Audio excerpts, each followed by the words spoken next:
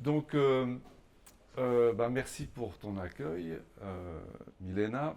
Euh, on dit souvent, on me présente évidemment comme philosophe, puisque c'est les seules études que j'ai faites, c'est la philosophie, mais ça ne fait pas du tout de moi un philosophe, hein.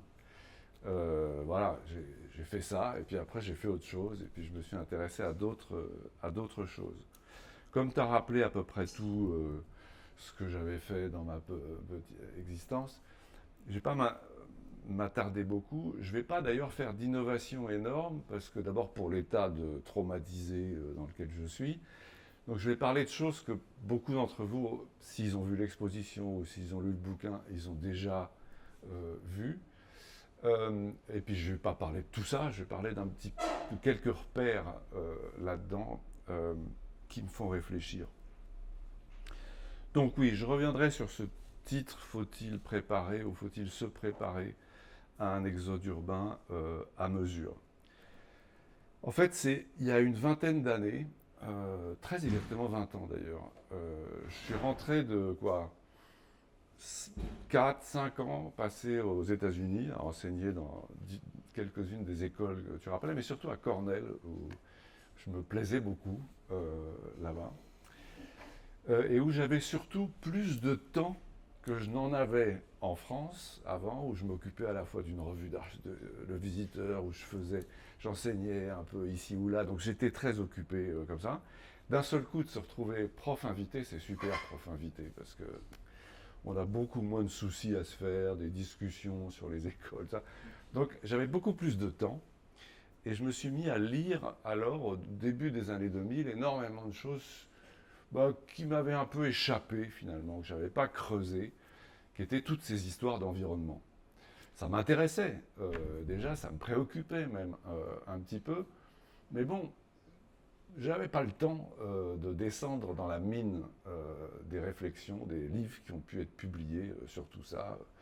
Le rapport au Club de Rome, j'en ai entendu parler, mais bon, toutes ces choses-là, je me suis mis à les lire attentivement et avec énormément d'intérêt, au point que quand je suis revenu en 2006 pour reprendre mes activités en France, enseigner à l'école de Paris-Est que j'avais contribué à monter avec mes camarades à la fin des années 90, et où j'avais enseigné plutôt l'histoire des paysages et des choses comme ça, je suis revenu avec la conviction qu'il fallait absolument aborder bille en tête dans les études d'architecture l'histoire de l'environnement. L'histoire d'essayer de réencastrer l'histoire de l'architecture, l'histoire de l'urbanisme dans ces contextes plus larges et qui puissent permettre aux étudiants en première année, parce que je disais il faut en première année, il faut aborder ces sujets, leur donner une sorte de rétroviseur petit à petit pour, voyez, sur pourquoi on en est là, qu'est-ce qu'on peut véritablement changer ou pas, de tout ça. Bref, faire plonger comme moi, au fond, dans ces questions. En faisant ça, parce que j'étais pas historien de l'environnement, pas plus qu'historien de quoi que ce soit au départ, ça a été beaucoup, beaucoup de travail. Parce qu'il fallait. Alors, je lisais de tout, des historiens, je lisais des anthropologues, toutes sortes de choses, vous voyez, pour essayer d'y comprendre quelque chose. Bon. Et il y a un sujet qui est venu de plus en plus fortement, c'était l'histoire à côté de l'architecture, de l'urbanisme, de l'agriculture. De l'agriculture, qui est une des activités fondamentales de notre survie, qui permet non. Et de sorte que, en effet, quand en 2016 ou 2017, avec quelques camarades de l'école, on avait récolté, ou ils avaient récolté, le commissariat général de l'école là-bas, il y avait 5 expositions à faire à Lisbonne en 2019. Et mes amis avaient décidé, qui sont architectes, eux, Éric Lapierre et d'autres, avaient décidé que ça allait être une réflexion sur comment ils avaient appelé ça? Oh, vous voyez, ça me. Mais en gros, sur les nouvelles rationalités de l'architecture. moi, je m'étais imaginé que la chose que je pouvais faire de la plus utile, ce serait d'interroger l'évolution des rationalités dans la production de l'urbanisme ou de l'architecture, en les comparant, en allant regarder ce qui s'était passé ou ce qui se passait dans le champ de l'agriculture. Bon, on est entouré par l'agriculture industrielle, par tout ce truc-là, et depuis quoi, une cinquantaine d'années, plus que ça même, mais disons, je résume un peu, depuis une cinquantaine d'années, il y a un certain nombre de gens du milieu de l'agrologie, de l'agriculture, etc., qui se sont interrogés sur ces questions en pensant qu'il était absolument important de sortir de la rationalité industrielle de l'architecture, hein, sous le nom de agroécologie, de permaculture, vous voyez, de faire ces choses-là. Bon. Et donc je me disais, intéressant de comparer les réflexions que peuvent avoir les architectes ou les urbanistes sur ces questions avec celles qu'ont des gens qui viennent d'une activité finalement assez proche, et même assez voisine, de l'agriculture, je reviendrai une seconde, de l'architecture et l'urbanisme, je reviendrai une seconde là-dessus, pour réfléchir nous aussi à ces questions. Est-ce qu'ils ont des choses à nous apprendre sur l'intérêt de sortir des rationalités qui sont dominantes aujourd'hui? Donc j'ai décidé de faire cette exposition que j'appelais donc prendre la clé des champs, en fait en anglais, comme tu as dit, taking the country's side. C'est un mauvais jeu de mots, hein, comme ça. Prendre le parti de la campagne, vous voyez, par rapport à agriculture et architecture. Voilà. Donc voilà, ça vient de cet intérêt pour ces cours que je fais là. Et j'aime bien commencer avec cette image de photographie de Joël Sternfeld, qui a elle-même 50 ans déjà, qui d'une certaine manière nous montre, vous vous souvenez peut-être de la phrase qu'avait eue le président français Jacques Chirac à Kyoto, la maison brûle et nous regardons ailleurs. Donc la maison brûle, manifestement, derrière, il découvrait, lui, à cette époque, l'ampleur des questions du changement climatique, tout ça. Mais l'agriculture va pas beaucoup mieux avec le Farmers Market qui se trouve là, au point d'ailleurs qu'un des plombiers qui devrait être actif là-bas récupère, on est sans doute près d'Halloween, vous voyez ce qui peut là. Bon. Donc c'était réfléchir sur tout ça. Ça, c'est une phrase que j'aime beaucoup, sur laquelle je suis tombé d'un traité de géométrie et d'architecture du début du 19e siècle qui dit ceci: l'architecture est, après l'agriculture, le premier et le plus utile des arts. C'est amusant, cette phrase, vous voyez, parce que ça fait un cercle comme ça. Donc elle insiste sur le fait que l'agriculture et l'architecture sont voisines, de toute façon, et sont un peu au départ des grandes questions, en gros.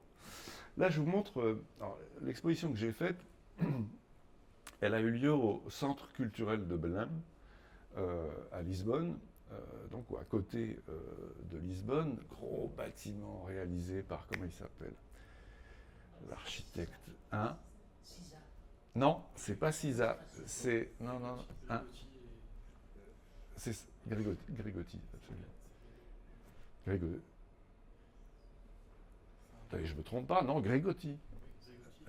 Grégotti. Bon. Donc, et les expositions d'architecture, là-bas, elles ont traditionnellement lieu dans un parking aveugle. Donc c'est là que ça se passe.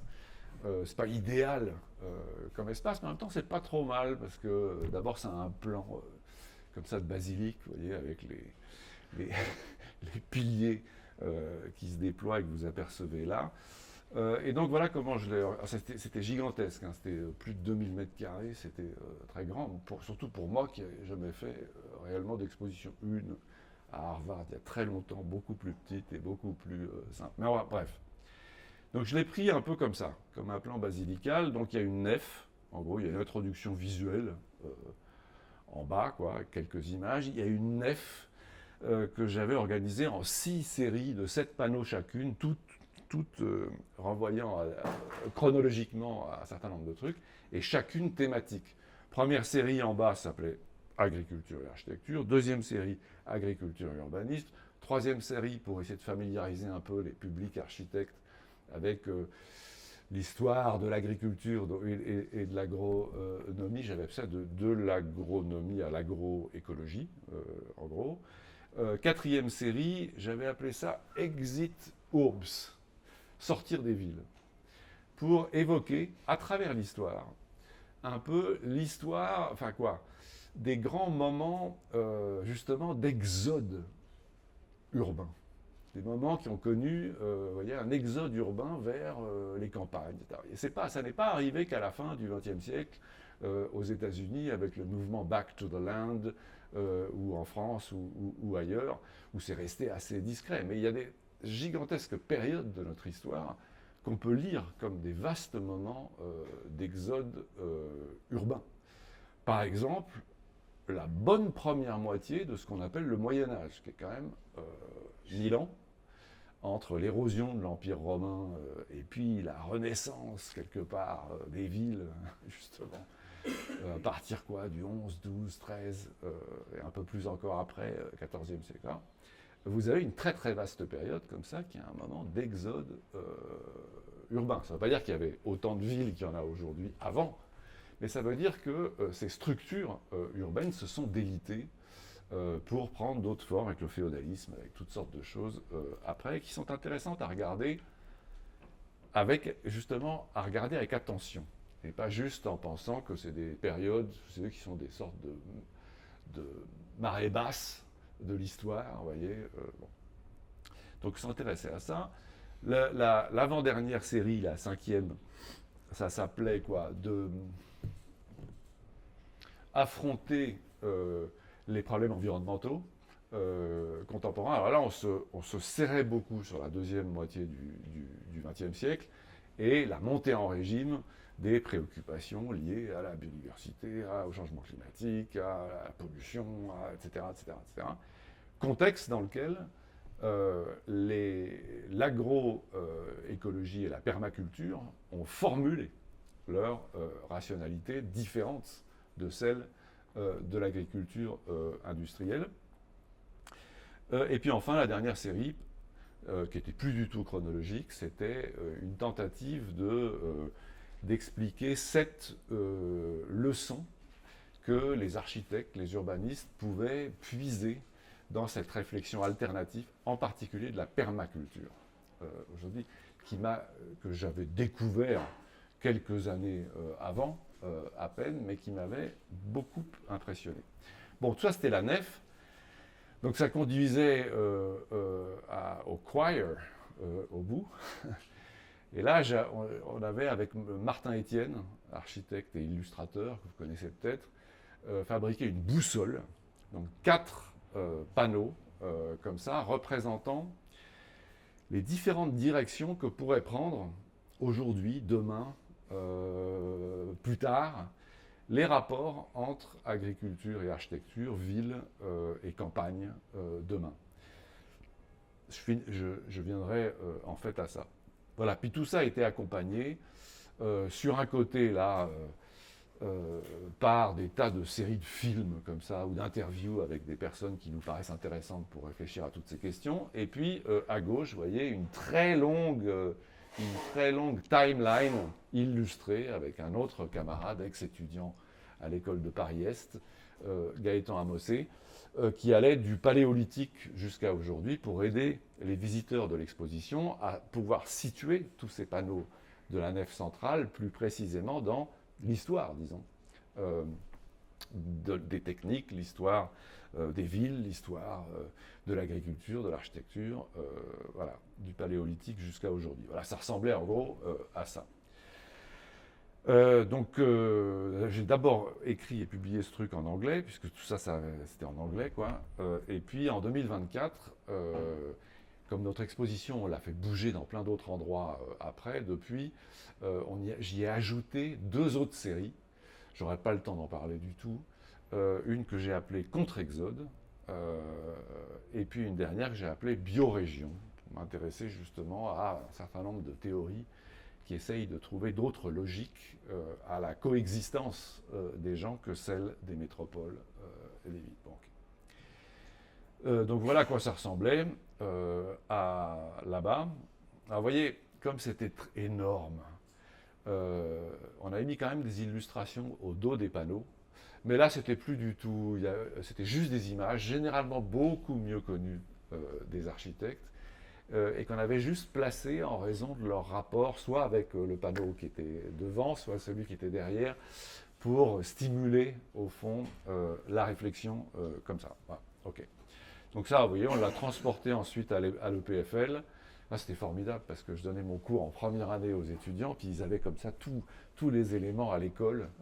Malheureusement, c'est tombé en plein Covid.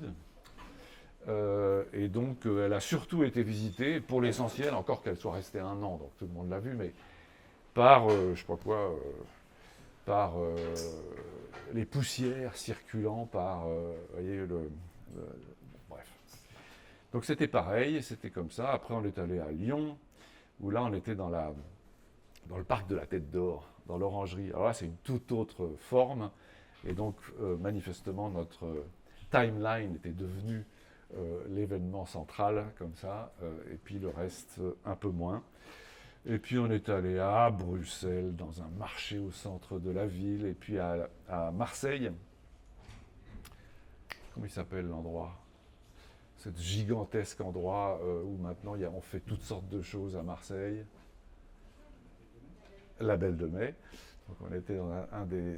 Vous voyez, j'en suis là, moi. Je ne me rappelle plus des choses. Donc, à la Belle de Mai, on l'a fait là-bas. Et puis, ça a été, il y a 1 an et demi, c'était à Nantes, à l'école d'architecture, où là, j'aimais beaucoup voir atterrir ces oiseaux sur le sol là-bas. Donc, ce que je vais faire, c'est, je vais vous promener un tout petit peu dans cette timeline en sortant juste quelques-uns de ces panneaux. Et j'espère encore une fois que ce sera clair ou à peu près. Donc en gros, le paléolithique, alors révolution néolithique, pourquoi j'insiste évidemment là-dessus?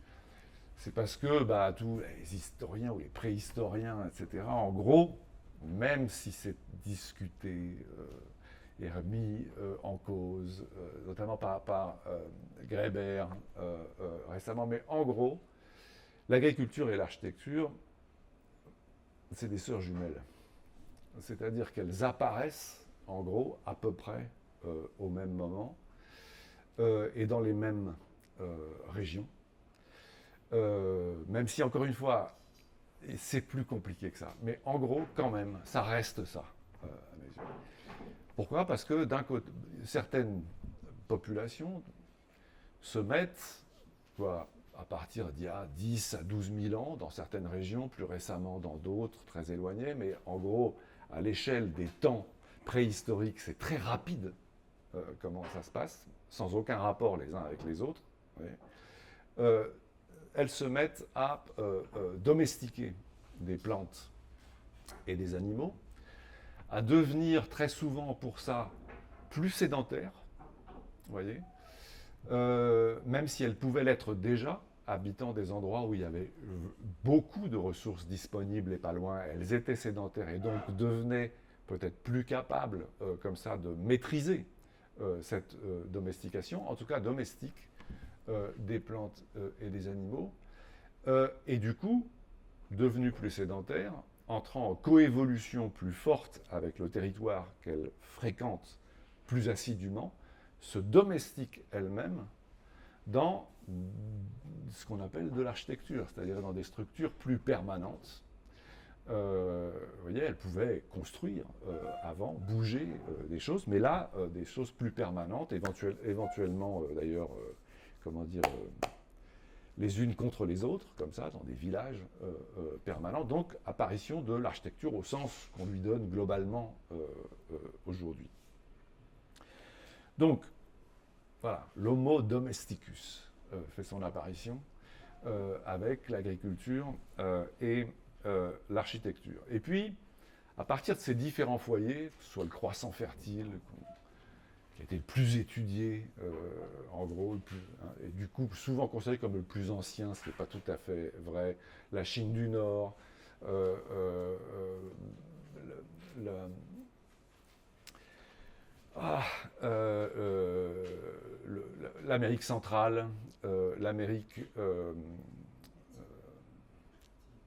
sud, latine, qui n'est pas encore latine, mais, mais tout ça, là on voit apparaître, vous voyez, les choses aller en 5-6 000 ans, vous voyez, des foyers agricolo-architecturaux apparaître dans ces différentes régions. Et puis, en général, 3 à 4 000 ans après, il y a ce que d'autres préhistoriens ont appelé la révolution urbaine, c'est-à-dire l'apparition de structures beaucoup plus complexes ou caractérisées par la division du travail, qui n'existait pas ou très peu jusqu'alors, par des hiérarchies sociales, par tout ça et par ces choses que sont les villes. Donc la révolution dite urbaine.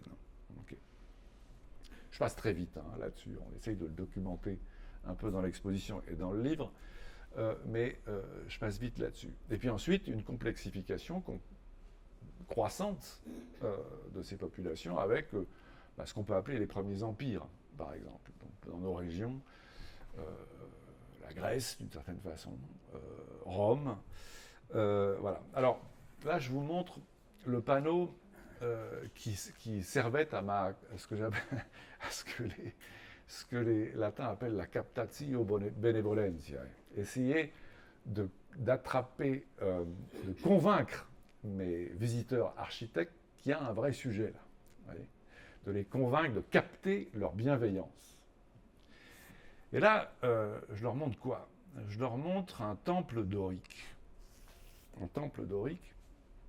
Alors, vous connaissez tous ceux qui ont fait des études d'architecture, on leur a appris qu'est-ce que c'était, qu'est-ce qui explique la forme des temples grecs. Vous voyez, en gros, dorique. Et alors on va leur dire, en général, je vais un peu vite comme ça, que c'était la transposition en pierre de bâtiments publics des démos primitifs de la Grèce ancienne, très ancienne, qui étaient traditionnellement construits en bois, donc d'où les colonnes, d'où, etc., toute l'affaire.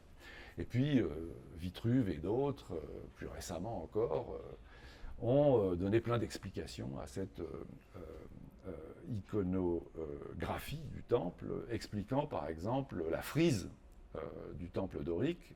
Vitruve le fait en disant il y a les métopes et puis les triglyphes, comme ça, puis il vous dit les triglyphes, c'est des symboles d'abous de poutres en bois qui tiennent un étage, en gros. Alors c'est marrant parce que Vitruve lui-même dit dans son traité, il dit il y a des gens qui disent que les triglyphes auraient symbolisé des ouvertures. Mais ils ont tort. Ils ont tort parce qu'en général, les triglyphes, et c'est vrai, sont toujours au-dessus des colonnes, et c'est absolument illogique de mettre voyez, ce poids moins fort juste au-dessus de la tenue de la prêtre. C'est quand même amusant de savoir qui dit ça. Puis après, il vous explique aussi que les proportions sont plus mâles dans le dorique, un peu moins dans l'ionien et encore moins dans le corinthien. Donc une espèce comme ça de... Alors, il y a un théoricien allemand, qui n'est d'ailleurs pas vraiment... C'est un architecte allemand qui s'appelle Georg Peschken, qui en 1980 à peu près sort un petit texte, un petit essai qui a été très critiqué, il n'a pas du tout été suivi en général, dans lequel il propose une autre explication à l'iconographie du temple, laquelle explication, pour incroyable qu'elle paraisse à beaucoup d'historiens patentés, me paraît à moi ultra convaincante. En gros, il dit, c'est très intéressant de voir à quel point le temple, les temples grecs, ressemble à des édifices très très courants qu'on trouve absolument partout, construits soit en pierre, soit en bois, soit en toutes sortes de choses, quoi, et qui avait forcément dans tous les villages, non seulement d'Europe, mais bien plus loin, et qui avait une fonction absolument essentielle, qui sont les greniers à grains. Dans n'importe quel village issu, communauté issue de la domestication agricole et architecturale, eh bien, le grenier à grains, près des aires de battage, c'est absolument fondamental, quoi. Et c'est un dispositif ultra fonctionnel et qui, par conséquent, a des ressemblances avec ceux qui sont construits dans toutes sortes d'autres matériaux, éventuellement en fonction des endroits. Et c'est quoi ces fonctions? Il faut sortir de la boue et du sol pour protéger le grain, en gros. Donc c'est surélevé, toujours, en gros. Un grenier, d'ailleurs ça s'appelle comme ça, et la plupart du temps c'est comme ça. La deuxième chose, c'est que ça ne suffit pas à le protéger d'un certain nombre de rongeurs ou de choses qui pourraient, vous voyez, aller bouffer les ressources qu'on veut protéger. D'où des formes qui sont très proches du chapiteau. Donc il y a des colonnes pour soulever le truc, et il y a des chapiteaux qui peuvent, comme dans le cas du dorique, vous voyez, les empêcher de monter comme ça par gravité. Mais il y a d'autres dispositifs possibles pour éviter les rongeurs ou éviter... on peut mettre des linges, par exemple, en haut de la colonne, et puis mettre des répulsifs dedans. Et puis enfin, il faut être strictement architecte pour ignorer, mais moi je l'ai appris aussi comme ça, hein, que l'acanthe est un répulsif très connu et très utilisé partout. Et puis enfin, il y a un truc absolument essentiel dans tous les greniers à grains, c'est d'assurer la ventilation. Et là, vous voyez par exemple des greniers à grains de Galice, encore présents. C'est des photos qui sont tirées du livre de 64, là, Architecture Without Architects, voilà. Il tire de là, comme ça, mais il en montre plein d'autres ailleurs. Et donc, vous trouvez toujours, soit horizontalement coupé, soit vertical, vous voyez, des ouvertures, généralement qui ne laissent pas passer la main, vous voyez, en étant plissé comme ça, mais qui des ouvertures, comme ça. Et donc, il dit, les triglyphes, ça a beaucoup de rapport avec ce dispositif. Donc, lui, il dit, si, peut-être qu'ils avaient raison, Vitruve, ceux qui disaient que ça symbolisait des ouvertures. Donc, on pourrait dire que c'est le grenier bien tempéré, vous voyez, en gros. Donc, vous me direz, ok, mais les temples grecs n'étaient pas des greniers à grains. Et c'est tout le point intéressant. Puisque, comme vous le savez, on voit émerger, en gros, faire monter, c'est en gros au 6e siècle et demi avant notre ère, ça apparaît ici, c'est-à-dire au moment où la Grèce, les cités grecques, en gros, s'affranchissent de la production des choses absolument essentielles en colonisant toutes sortes de régions autour de la Méditerranée, pour ce qui est des blés, des choses comme ça, et vont spécialiser leur agriculture dans une production de marché, essentiellement l'olive pour l'huile et la vigne pour le vin, en gros. Donc à un moment où les cités grecques cessent d'une certaine manière d'être autoresponsables, quelque part, de leur propre production, voyez, elles pourraient très bien s'être mises à sublimer, vous voyez, le modèle du grenier avant, sous forme de temple, vous voyez. Alors, vous voyez, sublimer, ça veut dire plein de choses. Ça veut dire, au moment même où vous savez que vous abandonnez un certain nombre de valeurs, vous allez les célébrer théoriquement, ces sortes de valeurs. Vous voyez. Donc, je ne vais pas aller jusque-là, en gros, mais je dirais, on pourrait éventuellement considérer les temples grecs, si je veux vraiment me faire détester par les architectes, comme un premier exemple de greenwashing. Ouais. Donc derrière, par exemple, ce panneau, c'est pas juste ça qu'on veut dire, hein, mais vous voyez, et derrière ce panneau, on a mis ça, vous voyez, une illustration vers une architecture, comme ça. On aurait pu en mettre de gros puces aussi, qui voient dans les silos à grains, machin, les modèles, au fond, de l'architecture moderne aujourd'hui. Okay. Donc, on se promène à travers le Moyen-Âge, à travers justement cet exode urbain important, la réorganisation locale de sociétés autour d'ailleurs de communs, très souvent, où on n'est plus, contrairement à une certaine pratique qui avait été mise en place par l'Empire romain, par exemple, ici ou là, où on va être dans des pratiques de la propriété très très lointaines de la propriété absolue qui va régner après, où on partage énormément de choses. Il y a des riches, il y a des pauvres, il y a des manœuvres, il y a des laboureurs, vous voyez, comme dit La Fontaine, donc il y a plein de sortes de gens là-dedans. Mais enfin, on a accès au bois, on a accès au grain, enfin, on a accès après la récolte à ce qui reste, etc. Vous voyez, bon, bref, il y a des pratiques communales qui ont très bien été étudiées récemment et qui vont se déployer. Pourquoi je montre ça? Ouais, je passe là-dessus. Je vais vite.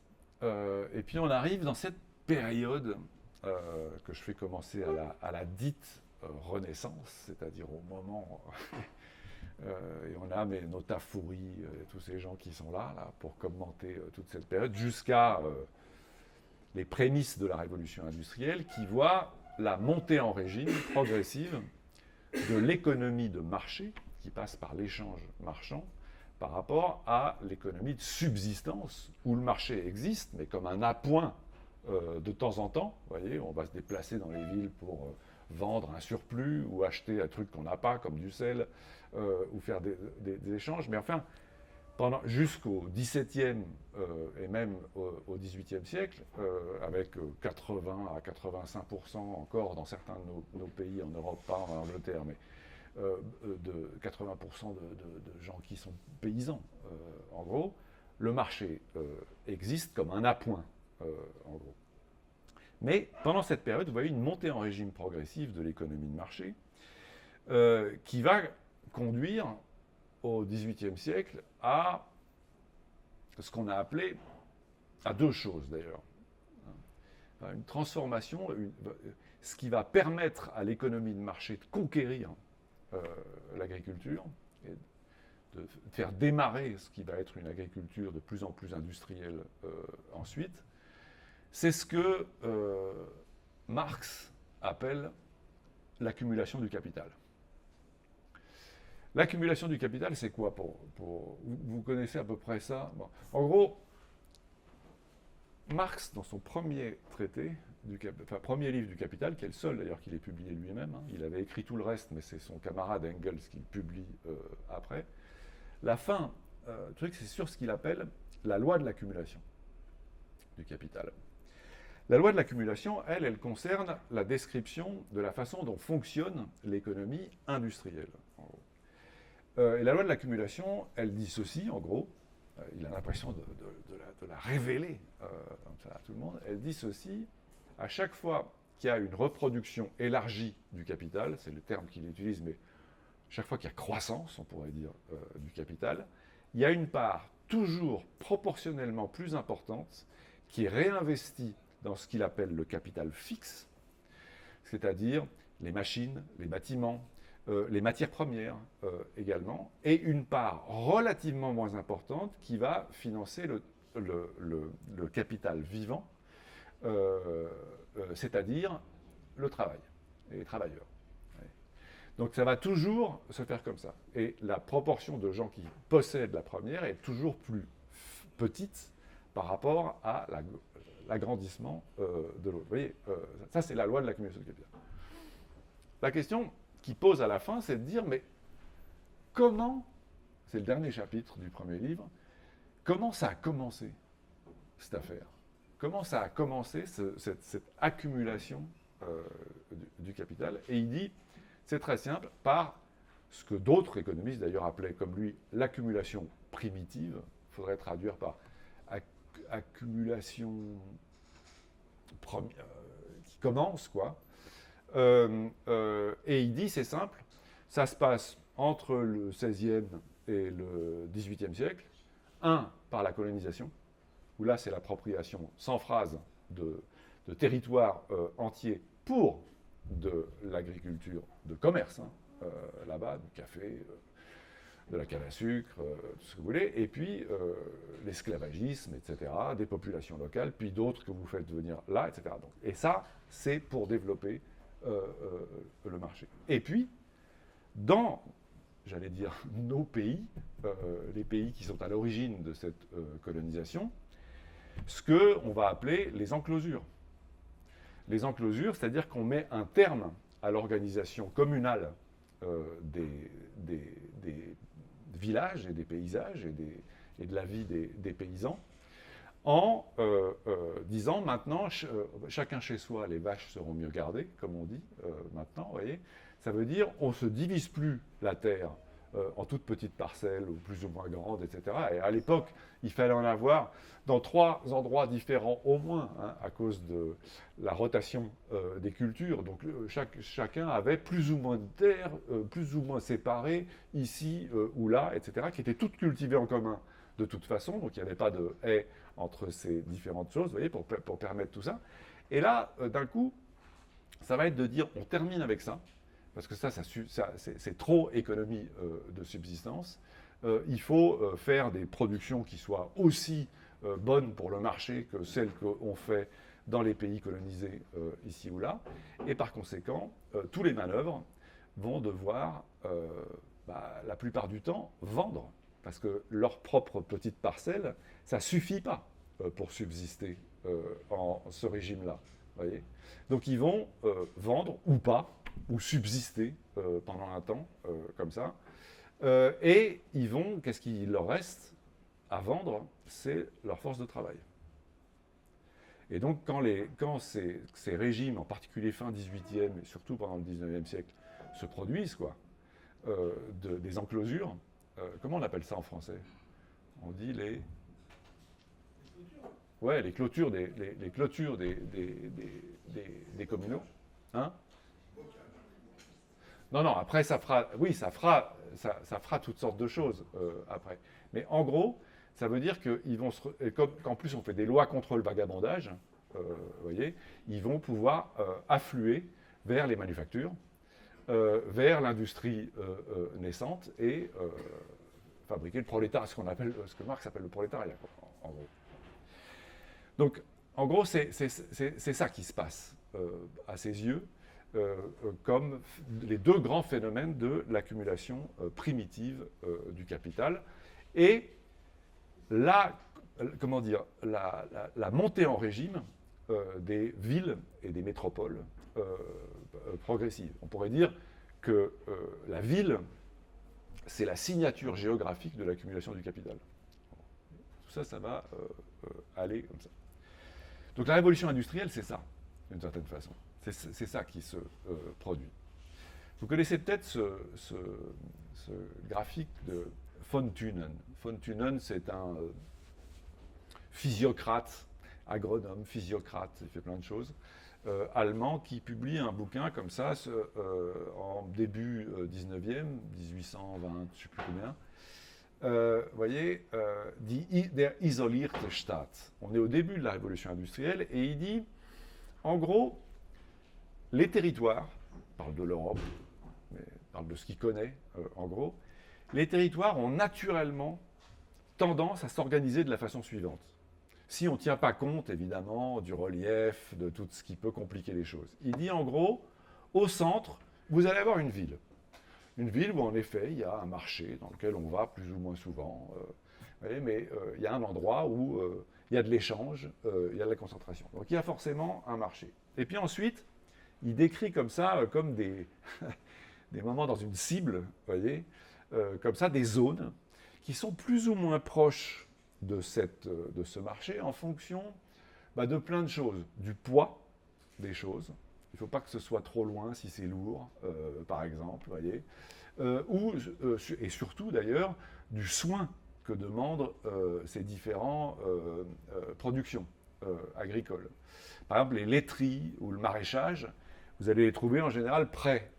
C'est ce qu'il explique de la ville. On a besoin, ça demande beaucoup de travail, il faut y aller, c'est périssable, il faut que ce soit proche, etc. Le bois de chauffe aussi. Allez, nous, on aurait tendance à dire le bois, ça peut venir loin, etc. Non, non. Le bois, à l'époque, c'est quand même vous voyez, le moyen de la ressource pour se chauffer, etc., qui est absolument essentiel. C'est lourd, ça doit être pas très loin. Et puis ensuite, je ne vais pas m'étendre, mais en gros, vous avez des cultures, par exemple, de blé, de choses comme ça. Ça demande beaucoup de travail à un moment donné, mais voilà, ça peut être plus loin, c'est pas très lourd. Et puis enfin, l'élevage pur et simple, les animaux, c'est lourd, mais ça marche tout seul. Et donc ça peut être... Vous voyez l'idée, en gros, de ce truc. Bon. Alors évidemment, au moment même où il formule ça, on est au début de la révolution industrielle, qui va être une révolution dans les moyens de transport, dans l'énergie qu'on va pouvoir, avec le charbon, etc., en particulier, mobiliser. Et ça va changer absolument tout à ce schéma. Dont il disait lui-même que dans la réalité, c'est jamais comme ça, évidemment. L'espace n'est jamais une toile cirée. Voyez, il y a des endroits avec des expositions différentes. Et puis surtout, s'il y a une rivière qui traverse tout ça, avant la révolution industrielle, tout ça, ça va s'homogénéiser autour d'elle. Voyez, bon. Donc, c'est jamais exactement comme ça, mais beaucoup d'historiens disent, en même temps, il a raison. C'est-à-dire que ça compte beaucoup, ce genre de distinction, etc.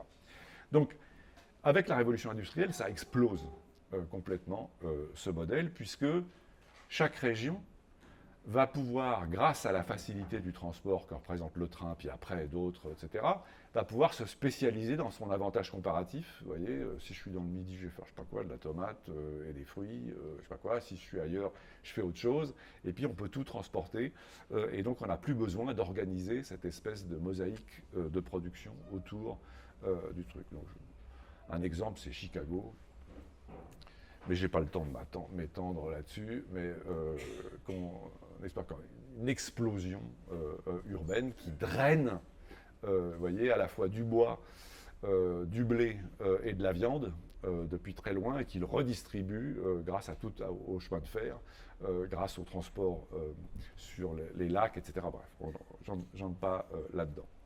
Et d'une certaine façon, le concept même d'urbanisme ne commence à apparaître qu'à partir du milieu de la seconde moitié du 19e siècle, avec déjà des gens comme Cerda qui touchent presque le mot, comme ça, l'urbanisation, tout ça. Et puis, réellement ne commencer à désigner ce qu'on entend par lui qu'au début du XXe siècle, en gros.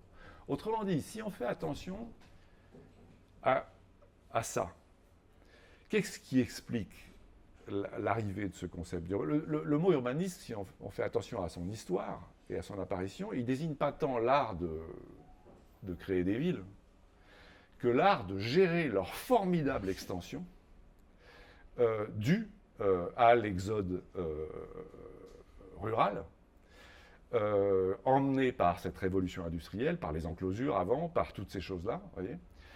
Il désigne tout ça. Du coup, moi, je trouve ça très bien, les trois concepts qu'a mis en avant Françoise Choët dans son livre, où elle faisait, en 1965, une sorte d'histoire de 100 ans après, quoi, au bout de 100 ans d'histoire de l'urbanisme en ce sens-là, quoi.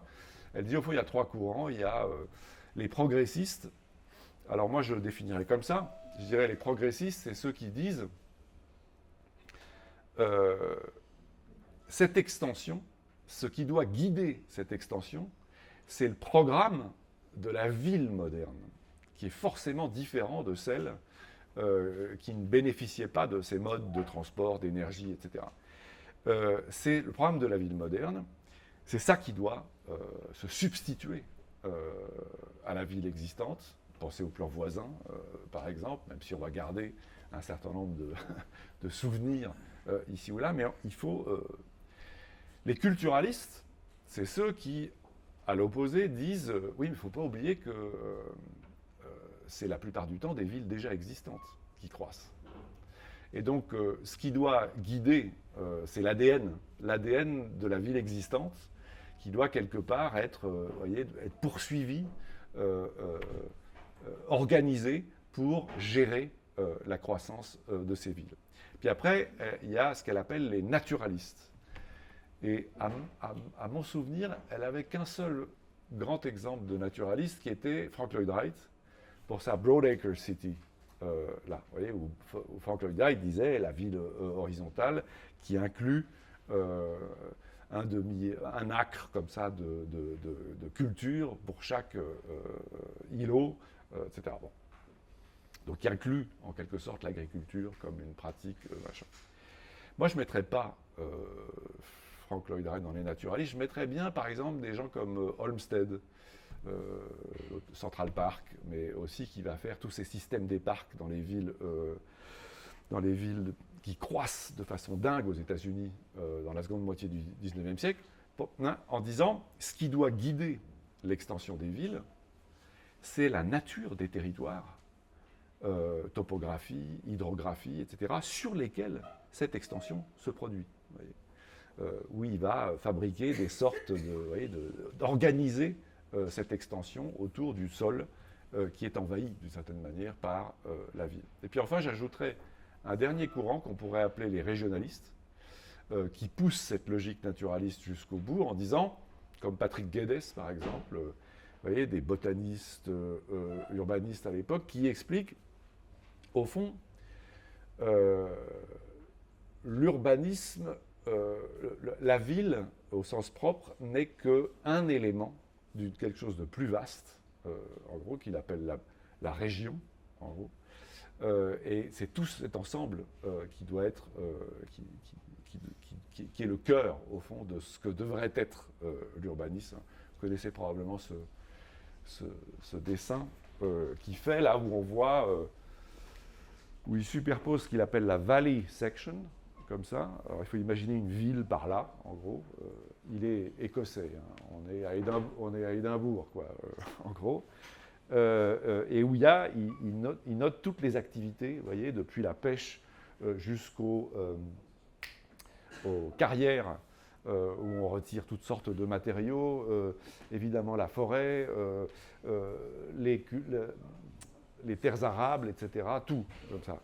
Et il suit quelque part les zones de von Thunen un siècle avant, mais elles ne sont plus exactement les mêmes à l'époque. Et puis en dessous, il met la ville vers laquelle vont finalement toutes ces ressources, et il vous fait un plan de la rue centrale en faisant correspondre exactement, vous voyez, toutes les activités de la ville avec celles de la campagne ici. Bref. Bon, allons un peu plus vite dans la révolution industrielle qui connaît plusieurs phases, évidemment, à chaque fois que vous mobilisez de nouveaux matériaux ou nouvelles énergies, le pétrole par exemple, ou de nouveaux modes de gestion énergétique à travers l'électricité, etc. Tout, on pourrait dire, comme dit mon ami Mathieu Calam, agronome qui m'a aidé dans cette exposition, Mathieu dit, au fond, le 19e siècle, ça a été le siècle de l'industrialisation de tout ce qu'on appelle l'artisanat, avec la grande industrie, etc. Et le 20e siècle, ça a été le siècle de l'industrialisation de tout le reste. De tout le reste. Et presque en dernier lieu, de l'industrialisation totale de l'agriculture. Presque en dernier lieu, pour toutes sortes de raisons sur lesquelles on n'a pas le temps de revenir tout de suite. Mais en particulier, à l'issue des deux grandes guerres mondiales du XXe siècle. En gros, c'est ce qu'on dit, on le pousse peut-être un peu loin, mais parce qu'elles ont permis l'industrialisation de beaucoup d'autres choses, les guerres mondiales. Mais dans le cas de l'agriculture, c'est très très frappant de voir que l'industrie de guerre a été transformée en industrie agricole. Je sais pas, vous pensez alors à la Première Guerre mondiale, bien sûr ça ne date pas de là, mais les barbelés, développés à l'échelle industrielle, etc. Ensuite, vont passer à l'agriculture. Ça existait déjà aux États-Unis, par exemple, avant, mais ça va vraiment être développé là. Les tracteurs vont se transformer, les tanks vont se transformer en tracteurs. Puis alors, il y en a nos deux fameux Haber-Bosch, les deux chimistes allemands, qui vont faire deux choses absolument dingues et qui vont tout changer. D'une part, c'est les gaz organochlorés, hein, qu'on va pouvoir tester d'une certaine manière sur les humains avant d'en faire des pesticides ou toutes sortes de choses en agriculture. Et puis, et surtout, sans doute, c'est la captation. Ils avaient déjà inventé avant la Première Guerre mondiale, peu de temps avant, ils avaient découvert l'organisme, enfin l'industrie qui permettrait de capturer l'azote de l'air pour en faire comment on dit, des engrais artificiels. Oui. C'était quand même extrêmement énervant de savoir qu'il y avait tout cet azote dans l'air et de ne pas pouvoir le précipiter dans les sols pour faire tout ça. Bon. Et donc, ils vont trouver un moyen, mais c'est évidemment super énergivore de faire ça. Parce qu'il faut faire un des moyens qu'a la nature, d'une certaine manière, de projeter de l'azote, c'est les éclairs, quoi. Donc il s'agit de produire énormément, vous voyez, pour avoir l'ammoniac, etc. C'est très énergivore, donc on ne le fait pas, sauf que c'est à peu près le même système pour faire des explosifs. Et ça, on va pas ils vont être imités absolument partout. Ça, on va les faire. Et on va les faire. Et au lendemain de la guerre, on se dit, bah super, maintenant on a le truc et il faut absolument faire. De sorte que, pour toutes ces raisons, vous voyez, après la Première Guerre mondiale, comme ça, il s'agit que l'agriculture, vous voyez, c'est planifié en quelque sorte, prenne le relais de l'industrie de guerre et s'adapte d'une certaine manière à ces extraordinaires innovations, vous voyez, qui sont fournies là. De sorte que ça va être au cours, et même dans la seconde moitié du XXe siècle, qu'on va avoir cette logique qui va atteindre. Là, vous voyez, c'est le Premier ministre de l'Agriculture de Nixon que vous avez et qui a ce mot dans les années 60-70, get big or get out. Donc d'une certaine manière, ça va conduire à une deuxième phase très forte d'enclosure. Ou plus exactement, on va enlever plein de haies qu'on avait construites pour séparer déjà des fermes industrielles, comme ça, pour en faire d'encore plus grandes, capables d'affronter l'endettement pour avoir toutes ces incroyables machines et engrais, etc., qui vont littéralement transformer, faire l'agriculture industrielle qu'on connaît là. Donc après, c'est la grande accélération, etc. Et en effet, l'émergence progressive, elle existe bien avant. Ils existent bien avant, les problèmes environnementaux et la conscience qu'en ont plein de gens. Mais là, une montée en régime de ces questions environnementales autour des années 60, etc., et un peu après. Et puis cette situation, alors on a résumé à grande louche la situation contemporaine ici, avec au centre des villes de plus en plus grandes et de plus en plus concentrées pour partie, et de plus en plus étendues par ailleurs, des métropoles. Au-dessus, j'ai mis Rem Koolhaas, qui d'une certaine manière longtemps été l'avocat quelque part de la poursuite de cette concentration urbaine dans son livre Delirious New York, environné par toutes sortes de préoccupations environnementales comme l'érosion des sols, comme la raréfaction des eaux disponibles, comme la dégradation des conditions de la vie sur notre planète sous la forme de l'érosion de la biodiversité, le changement climatique, il faudrait mettre les pandémies là-dedans, toutes sortes de rapports avec la déforestation, avec plein d'autres choses là.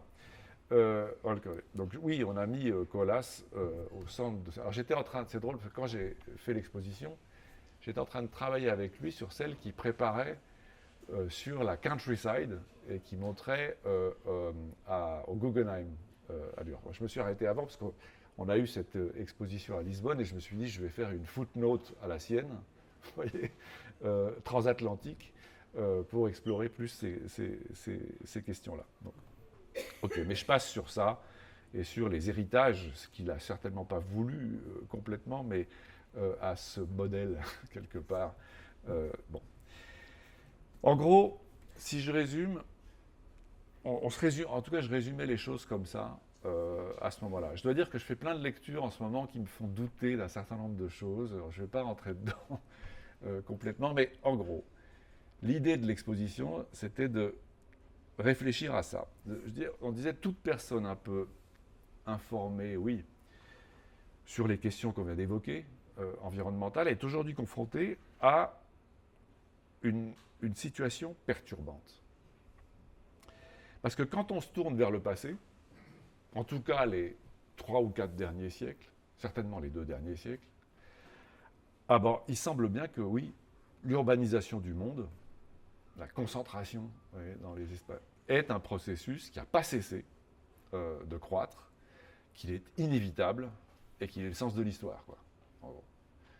L'ONU vous explique qu'on est déjà mondialement à 55% d'urbain. Chez nous, c'est beaucoup plus. Hein. Chez nous, dans nos régions, c'est plutôt du 80, voire plus. Mais c'est 55 mondialement. Et puis, en 2050, ce sera 65, 70%. Ça ne va pas cesser de croître. Et en même temps, quand on sonde, alors je sais bien que ce n'est pas aussi simple, mais quand on sonde le futur à l'aune de ces grosses préoccupations environnementales que je viens de nommer là, bah, cette même progression vers l'urbanisation globale paraît improbable, peut-être même impossible, et comme la fin de l'histoire, quoi. Donc en gros, la question c'est comment aborder, comment réfléchir, comment penser à une évolution qui semble à la fois inévitable et impossible. C'est très emmerdant comme le truc. D'une certaine façon, nous, on n'a pas une réponse à ces choses-là, mais c'est sûr que les mouvements environnementaux, ils sont nés quelque part de cette question. Alors, il y a un livre qui m'a beaucoup intéressé quand je préparais l'exposition, qui est ce bouquin de Charles Mann.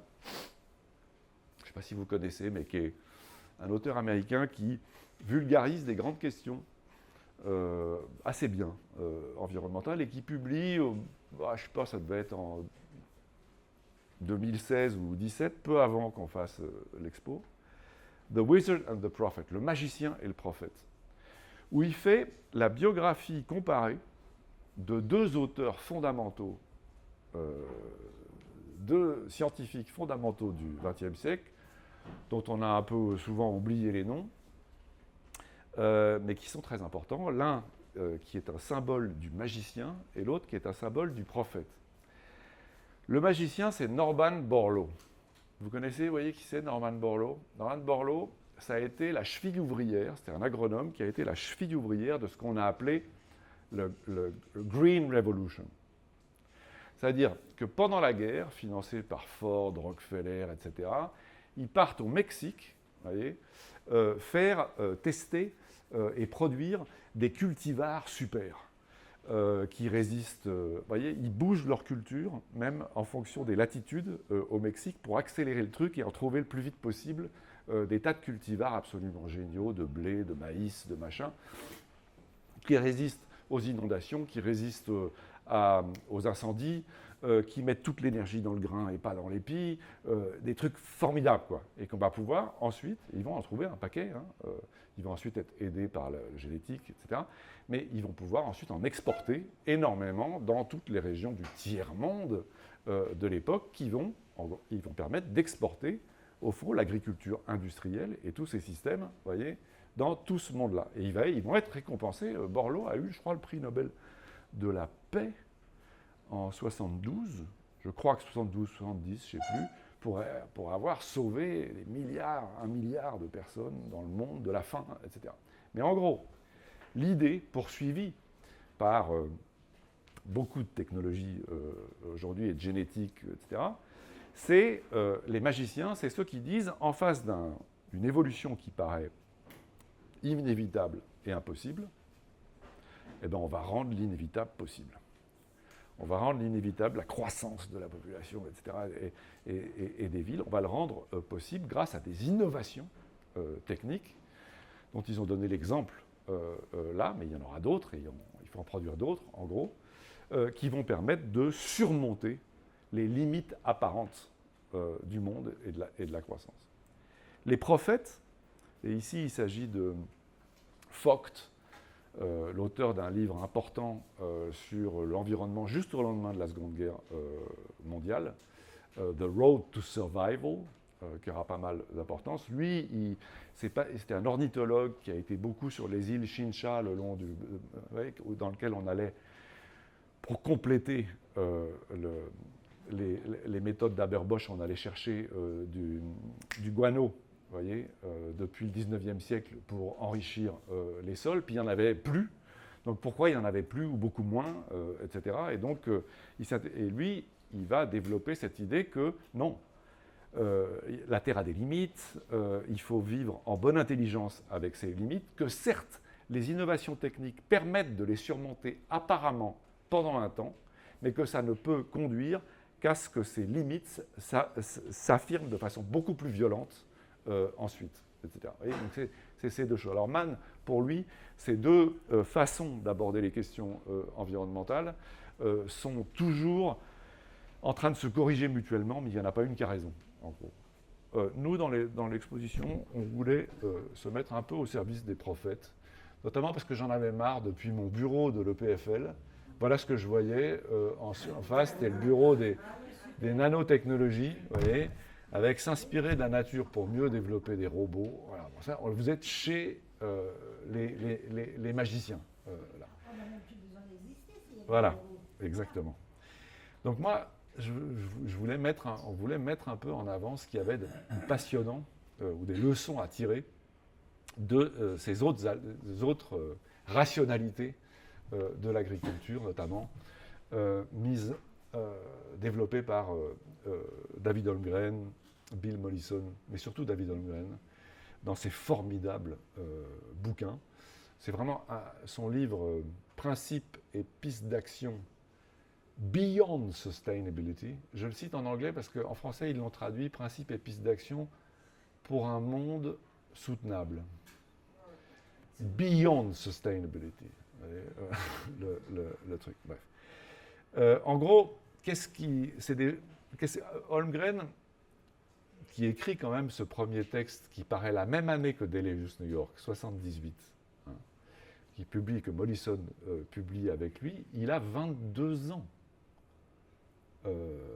21 ans quand il écrit. C'est en gros un mémoire de licence qu'il fait en Tasmanie, dans une école un peu environnementale, où il a décidé de s'intéresser à la fois à l'écologie, à l'agriculture et au paysage. Ça l'intéresse les trois, comme ça. Il lit énormément, d'ailleurs, beaucoup de traités d'architecture, de Lynch, de Mumford, toutes ces choses-là le passionnent.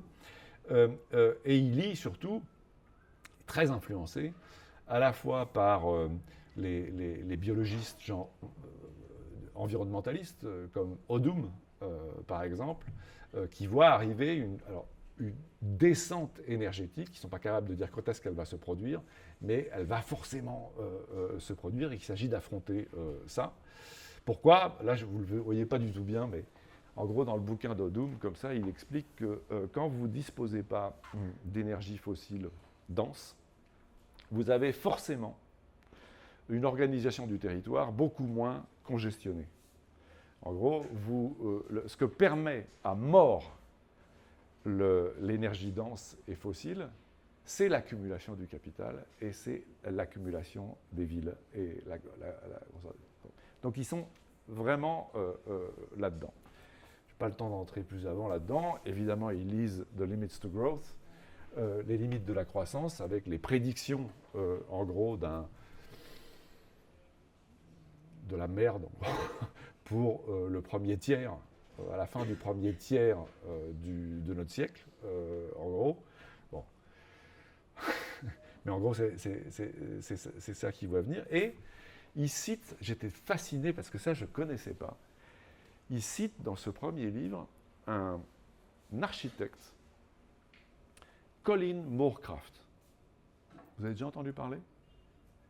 Il cite Colin Moorcraft comme quelqu'un qui l'a beaucoup fait marcher.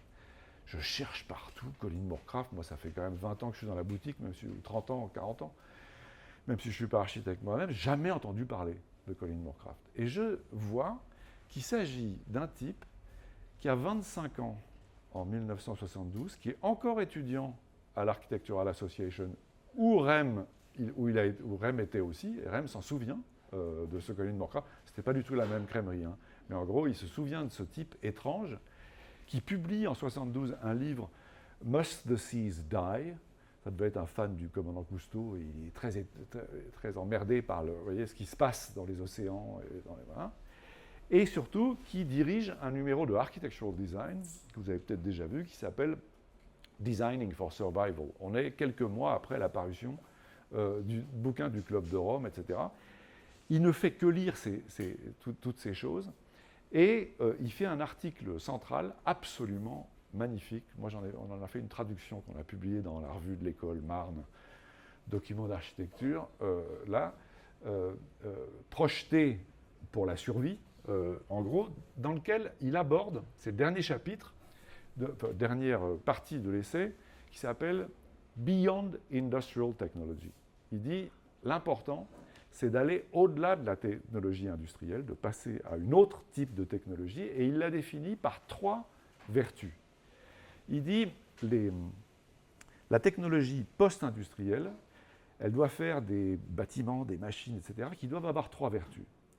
La première, je ne les mets pas dans l'ordre, mais la première, ça doit être, comment il dit, des logiques intégrées, c'est-à-dire qui minimisent les intrants et les extrants, il y en a toujours, hein, mais qui, en gros, qui militent évidemment pour le recyclage, pour le réemploi, etc.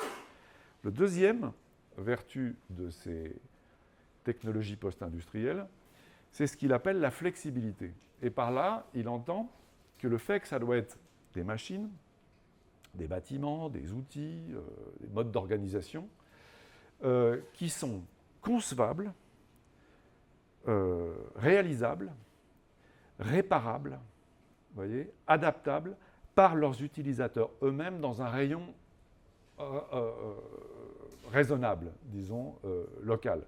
Pas des black box, vous voyez, pour lesquels il faut s'endetter, acheter l'un, auxquels on ne comprend rien, qu'il faut rapporter pour qu'elles soient réparées, enfin, etc., et qui surtout vous dictent vos modes opératoires en attendant, quoi, en gros, c'est ce que fait aujourd'hui l'atelier paysan en France, c'est d'essayer de surmonter ce problème-là. Et puis, dernière chose, et c'est ça que cite explicitement Holmgren dans son truc, il dit que ça doit être des systèmes qui ont la vertu de coopération, c'est-à-dire des systèmes dans lesquels chaque élément remplit plusieurs fonctions, pas une seule.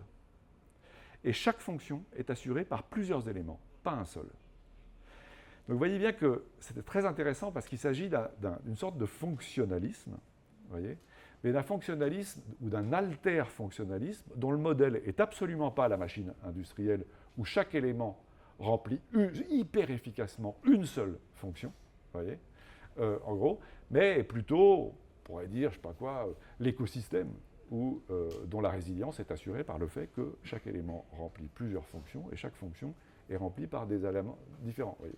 Donc il s'agit d'un alter-fonctionnalisme. Eh bien, on pourrait dire la permaculture, ça consiste à fabriquer des paysages productifs et nourriciers, comme ça, qui respectent ou qui développent, d'une certaine manière, ces 3 choses. Ce n'est pas ce que dit Moorcraft, mais c'est quand même Holmgren. Mais c'est intéressant de voir qu'un architecte, tout jeune, à peine plus âgé que Holmgren lui-même, a fait ça. C'était très amusant parce que quand j'ai fait l'expo, j'ai cherché à trouver ce type. Et vous savez où j'ai fini par le trouver?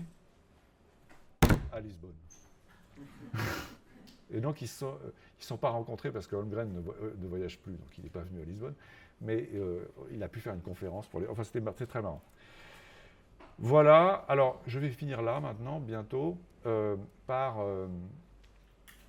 On dit souvent, on me dit souvent, ouais, la permaculture c'est sympa, mais ça peut régler les problèmes localement ici et là, mais c'est pas ça qui va sauver le monde. Bah, c'est sûr. Ça fournit pas de recettes prêtes à développer. Vous voyez. Mais ça ne veut pas dire que les permaculteurs s'en désintéressent. Et voilà un texte que j'ai traduit dans ce bouquin-là.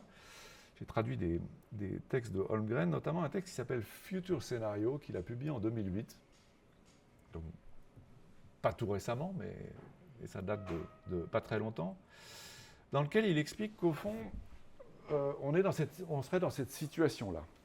Le monde serait, alors c'est très simplifié, hein, dans cette situation-là. Il dit, au fond, on est confronté à deux types de problèmes. Un, voyez-vous, qu'il appelle global warming.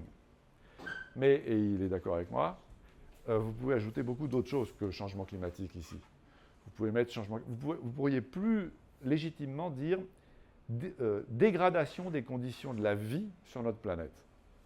Ça, changement climatique, érosion de la biodiversité, moins d'eau, enfin tout ce qu'on a vu jusqu'à présent. Laquelle dégradation peut être lente, mais plus ou moins rapide, et plus ou moins grave. Chaque fois que paraît un rapport du GIEC, voyez, en gros, on monte voyez, dans la gravité où on est, pour ce qui est du changement climatique. Par ailleurs, on a beaucoup d'autres problèmes là. Mais comme si ce n'était pas suffisant, Holmgren dit qu'on a aussi un autre problème au même moment qu'il appelle oil decline. Mais là aussi, vous pouvez y aller à ajouter d'autres choses. Toutes les autres énergies fossiles, plus ou moins, peuvent être confrontées à des limites, voyez, mais pas seulement les énergies, les métaux, les terres rares, bref, tout ce à quoi s'est nourrie la révolution industrielle et l'ère industrielle depuis. Autrement dit, vous pourriez appeler ça, parce que ça peut être lent, ce déclin. Il y a plein de gens qui espèrent qu'on est là, pensent qu'on y est d'ailleurs, ou ça peut être plus ou moins grave et rapide, pareil. Là. Donc on pourrait dire ça mesure le déclin de la capacité, le déclin annoncé, on ne sait pas quand, de la capacité des humains à traiter le monde comme ils veulent, de la puissance à leur disposition pour faire ce qu'ils veulent. En gros. Ok, si vous les croisez, maintenant, nous dit Holmgren, vous obtenez 4 cadrans, 4 scénarios. Alors c'est très basique hein, comme idée. Premier scénario, le plus cool a priori, c'est les deux choses avancent lentement. Alors là, il appelle ça le green tech. C'est là où on espérait, en tout cas dans les années 2008 encore, être, quoi, en gros. On dispose encore de beaucoup d'énergie, beaucoup de puissance, et on n'est pas encore confronté totalement à la fin du monde, en gros. Donc on va pouvoir investir cette énergie et ces matériaux, etc., qu'on dispose, à créer, au fond, des champs d'éoliennes à perte de vue, des machins, qui vont permettre d'entrer dans une sorte de steady state, machin, et espérer, au fond, ralentir ou s'adapter à la dégradation des conditions de la vie. Si vous disposez toujours d'énormément de puissance, mais que vous êtes confronté à une aggravation de la dégradation des conditions de la vie, alors là, vous avez un scénario qu'il appelle le brown tech, brown au sens de fasciste, dirigiste, voyez. Là, vous pouvez vous attendre à ce que cette puissance soit mobilisée par des États ou des organisations de plus en plus dirigistes, en gros, pour les mobiliser contre les effets de tout ça ou contre la fureur qui s'empare du monde ou des populations à ce truc-là. Donc il appelle ça Brown Tech, et il a écrit depuis un texte quelques années après qui s'appelle Welcome into the Brown Tech. Lui, il est australien. Donc il pense que c'est là que c'était en train de se produire. Si vous êtes à l'opposite de cette situation-là, qui en fait est l'opposite de celle qui a donné naissance, de celle qui définit quasiment l'ère industrielle. Hein. De plus en plus de puissance disponible, avec des tas de problèmes créés, mais bon. Si vous êtes à l'opposé de cette situation, dans laquelle ça va encore, là, mais où il y a un déclin de la puissance disponible, alors vous pouvez vous attendre qu'il y ait un peu le scénario dans lequel la permaculture s'est projetée dans les années 70. Hein, de dire, en fond, il faut affronter ça. Ils n'étaient pas encore totalement dans les problèmes de climat, ils étaient plutôt dans ce problème-là, quoi. Là, ils disent, exode urbain. Exode urbain, les gens se rapprochent des ressources et de l'énergie renouvelables, entre guillemets, en tout cas qui ressurgissent, et vont donc les cultiver eux-mêmes. Donc, exode urbain. Et puis enfin, le pire scénario, celui des survivalistes, en gros, où les deux sont dans le rouge, en gros, il appelle ça les canaux de sauvetage. Alors, sans forcément que ça crée des guerres mondiales, on ne les fait pas avec des éoliennes ou sans puissance, mais enfin, ça peut quand même être du Mad Max, ça peut quand même être un peu, vous voyez, de tout, quoi. En gros, ouais, là. Je trouve ça, c'est un peu bête hein, comme truc, et puis surtout, cette question-là, j'y réfléchis beaucoup en ce moment parce que le déclin de la puissance, on ne le voit pas vraiment, quoi. Arriver. On peut le craindre à certains égards, mais en même temps, on ne le voit pas trop arriver, si j'en crois, en tout cas, le fait très bien décrit par Andreas Malm, par exemple, dans ses bouquins formidables. On ne le voit pas, ici. On le voit Non. en ce moment, hein. Comment ? On le voit en ce moment. Oui, bien sûr. Vous voyez dire en ce moment à propos de... À propos du pétrole. Le fait qu'il en manque ? Et le fait qu'il soit bloqué dans Oui. le pétrole d'Ormuz, et ça ne fait que commencer. Bien sûr, en partie. Mais en revanche, ça fait quoi ? Depuis combien de temps le GIEC dit il faut ralentir la production de fossiles ? Et quand est-ce que ça s'est produit ? Un bref instant au Covid. Et sinon, ça croît toujours. Andreas Malm a écrit des textes magnifiques, magnifiques, terrifiants sur tout ça. En particulier, les deux derniers, là, sont étonnants. Donc, ouais, le problème, c'est qu'on n'y est pas encore, quand même, hein, à cette situation. Ça peut arriver, ça peut s'aggraver sur le... Hein ? Oui. Le prix du carburant sera vraiment très, très élevé et qui sera obligatoirement reporté sur l'alimentation livrée dans les villes. Oui. Non, mais vous avez raison. Donc, non, mais vous avez raison. Ça va être un problème pour les villes. Bien sûr. Il y a plein de gens qui habitent dans les villes et qui ont très, très peu de moyens. Voilà. Et les villes ne sont pas, si elles se trouvent dans des situations très, très rationnées et difficiles, ce n'est pas elles qui vont nourrir. Alors, ce que dit David, il dit attention, même si ces différents scénarios s'expliquent par des situations différentes liées à ces deux phénomènes, il ne faut pas croire qu'ils soient exclusifs les uns des autres. Pourquoi ?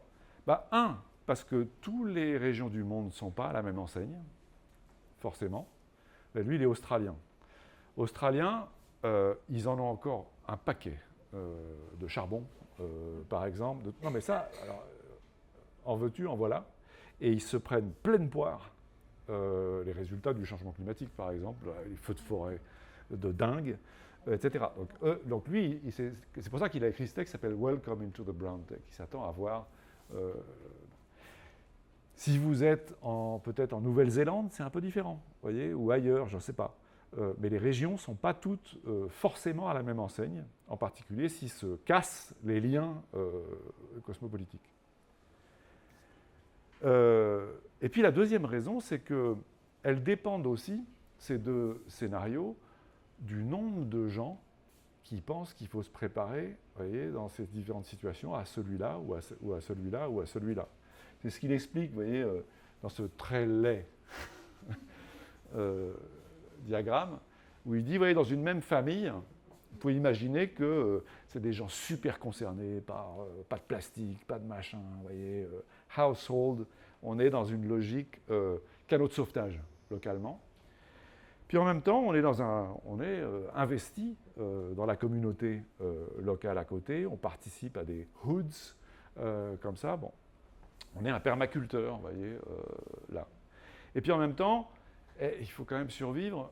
Et donc, il y a un membre du couple, par exemple, qui va bosser pour des éoliennes ou pour, voyez, pour une grosse compagnie qui fabrique tel ou tel truc renouvelable.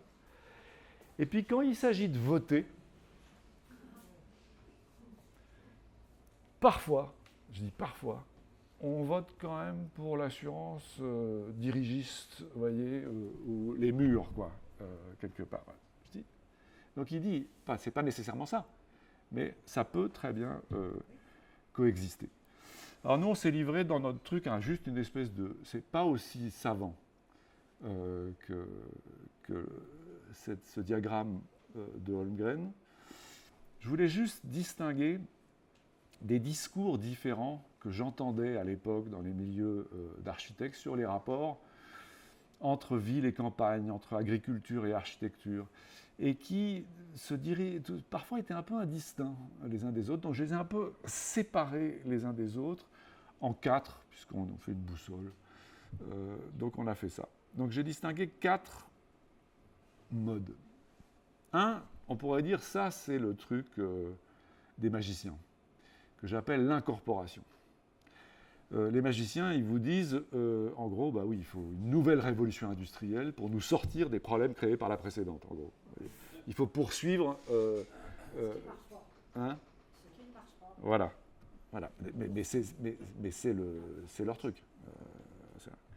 Donc, voilà. Donc, dans cette optique-là, en gros, oui, la ville ultra-capitaliste, et la métropole, vous voyez, absorbe l'agriculture, en construisant par exemple des buildings that grow food. Vous voyez, là j'en ai vu plein, moi, des exemples comme ça, publiés, vous voyez, ici ou là. Donc concentration dans des villes. Alors ça se présente en plus comme, évidemment, environnementalement, bien, quoi.